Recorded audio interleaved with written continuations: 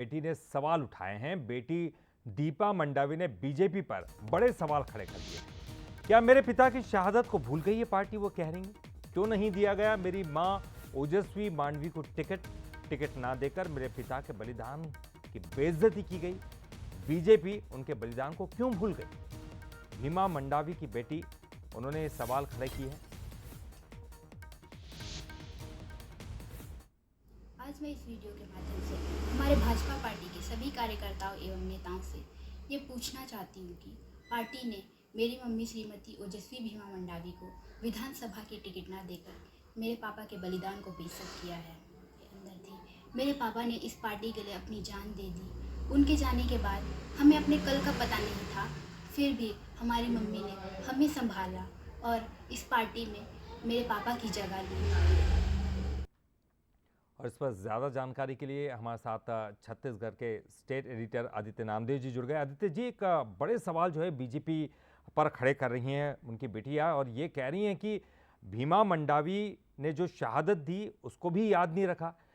क्या केवल शाब्दिक तौर पर वो वार कर रही हैं, या फिर बीजेपी के बड़े नेताओं से उनकी बातचीत भी हुई है? देखिए, मुझे बहुत अच्छे से याद है ललित जी, ये वाकया है 2019 के लोकसभा चुनाव का। 2018 में जैसे विधानसभा चुनाव हुआ था, भीमा मंडावी एकमात्र विधायक थे भारतीय जनता पार्टी के पूरे बस्तर में। 12 सीटों में केवल एक सीट वो जीत कर आए थे। जब कांग्रेस की इतनी बड़ी लहर थी, उसके बाद भी वो जीते थे।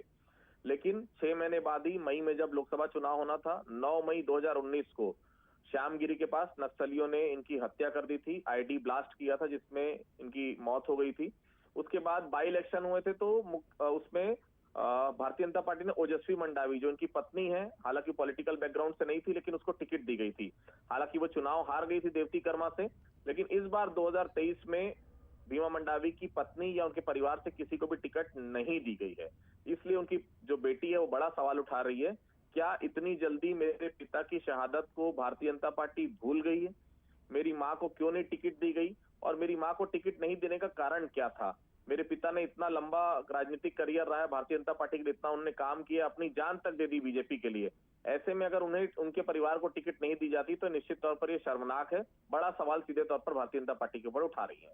बिल्कुल, ये बेटी की पीड़ा है जो कि उन्होंने पार्टी के सामने खड़ी की है।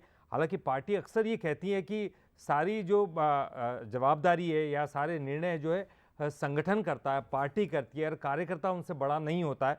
आदित्य जी, ये भी बड़े सवाल उठते हैं। क्या इस पर अब बीजेपी के बड़े नेताओं की तरफ से भी कोई बयान अपेक्षित है, आएगा? देखिए ललित जी, अगर ओजस्वी मंडावी को जीतना रहता तो ओजस्वी मंडावी 2019 में जब बाई इलेक्शन हुआ था दंतेवाड़ा सीट पर, तभी जीत जाती।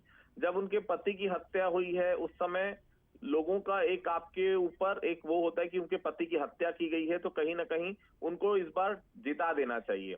लेकिन देखिए, वो कार्ड भी नहीं चला। वो चुनाव ओजस्वी मंडावी हार गई।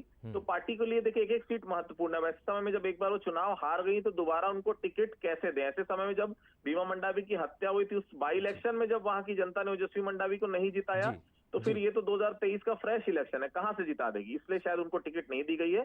एक दूसरा प्रत्याशी वहां पर खड़ा किया गया, क्योंकि देवती कर्मा जो है वो बहुत ज्यादा एग्रेसिव महिला हैं, बहुत लंबे समय से विधायक रही हैं, और ऐसे में इसीलिए उनके सामने बेहतर चेहरा देने की कोशिश भारतीय जनता पार्टी ने की है। इसलिए उनकी मां को टिकट नहीं दी गई है। बहुत बहुत शुक्रिया करेंगे आदित्य जी इस पूरी जानकारी के लिए। रायपुर से अगली खबर।